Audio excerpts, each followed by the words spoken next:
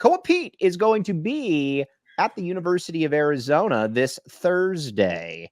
Arizona is one of his final 10 schools. Exactly. What is great about Koa Peat is that he's a one and done type. Obviously, he's a big name in the Valley, and he can go anywhere. In Arizona history, there's not a ton of homegrown dudes. Saul Bookman can attest to this, as can Brad Allis. There's not a lot of homegrown dudes like your Mike Bibbies, your Richard Jeffersons, your Marvin Bagleys that are born, raised here that can go wherever. Koa Peat is the epitome of that.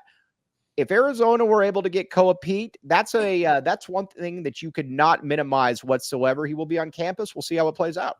Koa Peat is the biggest name prospect Arizona bred and born in probably the last 2 decades, maybe since Bayless.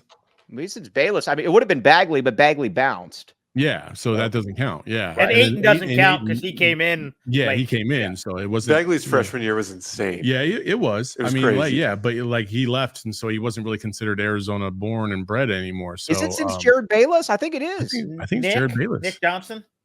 No, but he left. He was in Finley.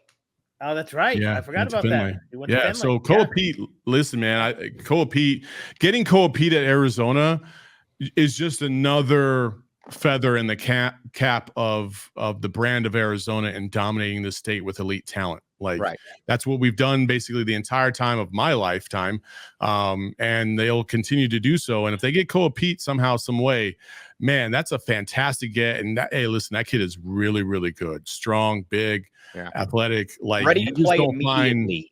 Yeah. But Mike, answer me this, and maybe Saul, you can too. And I've only seen video of Koa Peat. Is he big enough to be one and done as a power forward? I mean, in college, he is, because he's super athletic. But he's 6'8". What is he? 6'8", 230, 235? That's plenty fine for the NBA. 215. Yeah. Okay. I mean, by the time he leaves college, he'd probably be about 230. Right. And just built like a brick.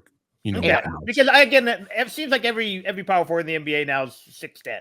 So just wondering if you run into that where maybe you're not quite big enough, or is he athletic enough to be a combo forward? But I think he's also going to be one of those guys that he might not have necessarily the, an all NBA upside, but he's going to be, worst case scenario, he's going to be a rotation player for 12 to 15 years. I mean, someone's grabbing him at 17 because he's also going to be the player though that steps in there and he's going to be ready to contribute immediately. Mm-hmm. And that you need players like that in the Big 12. We've talked about it before. Your Tunde Yesifus, who we're going to have some information on him coming up very shortly as well, maybe on Friday, wink, wink. But with Koa Peat, he's perfect for what you want in the Big 12. Absolutely perfect. Oh, yeah. And a one and done. By the way, Gilbert Perry, we got to give Gilbert Perry some credit for what they've produced in the last 4 years or the last 5 years. Jalen Williams, obviously doing his thing in the NBA. Very, very good. My guy, Dylan Anderson, up in Boise State. Cody Williams, going to be a top 15 pick. Koa Peat, I can't even think in my time, and maybe you guys can correct me if I'm wrong. I can't think of a run in about a 6-year period where he had 4 players like that. Not that good. I mean, obviously, the closest thing there was maybe St. Mary's, but that's a private school. Who had 4 D1 players in about an 8 or 9 year span.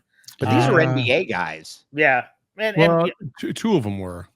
Yeah. So I think Fry and Bayless, and then you had the Lopez boys and the Fontenelle. Yeah. So, I can't think of again, and that was a private school. So you're recruiting. Yeah. Obviously you had who was it? Deer Valley had a bunch of D1 guys, but Joey Shaw, Lawrence Hill, and Christian Polk. But only Hill even sniffed the NBA in for an hour and a half. Maybe Corona. Corona might have had it. If you include Marvin Bagley, then you got Marvin Bagley, you got Saban Lee and Barcelo, and then Barcelo. Yeah, that's not bad. So that's probably as close as you're going to get.